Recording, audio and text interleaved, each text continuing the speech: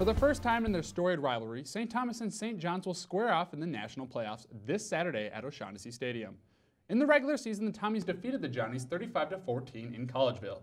St. John's made it to the second round of the playoffs by dismantling Dubuque 51-7.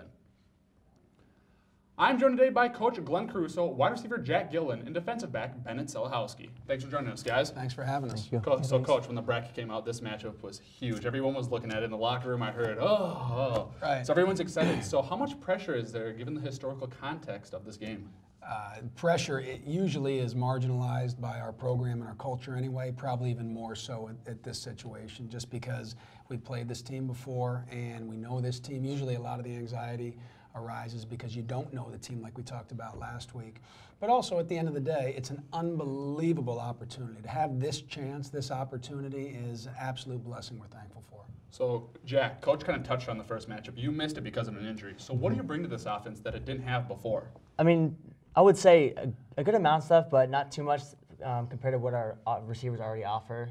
Obviously, I take a lot of pride in my route running, and I think that is something that I bring compared to Walt and Nick. I mean, they are very good receivers, but I think that's definitely something that I really try to focus on. So someone at Saturday's press conference kind of touched on the chemistry between the quarterbacks and wide receivers recently. Do you see that? Do you see that chemistry gaining some momentum? Absolutely. Being with Gould now for 4 years, definitely we have a ton of chemistry. Just be on the same page, mentally. So I definitely think that's definitely we have a lot of chemistry right there. So Bennett, looking at St. John's offense, the running game is kind of a straightforward, grinded-out type of style. So what kind of role does the defensive back play in stopping Sam Sir in that running game? Everyone has their fit on defense, so linebackers have a certain gap and D-linemen have a certain gap. And as a safety, you're either a gap player or you kind of clean up if the running back squirts out or whatever. So you just really make sure that it's not a big play and have to get in your fit as well. Kind of looking at both sides of the offense, passing and running game, which one do you think is more dangerous, Sir or Bungham? They both are different types of guys. Sir is kind of a I'm going to run you over type player, so it's a different challenge to tackle him. And Bungham's a really shifty guy who's hard to tackle in wide spaces, so you really got to get your feet set and keep him corralled. So, Coach, it's tough to beat a team twice in one season. Obviously, you guys know a lot about each other. But how do you play this? How do you game plan this so you don't show them too much, but you also give them a different feel of the game that you didn't show before?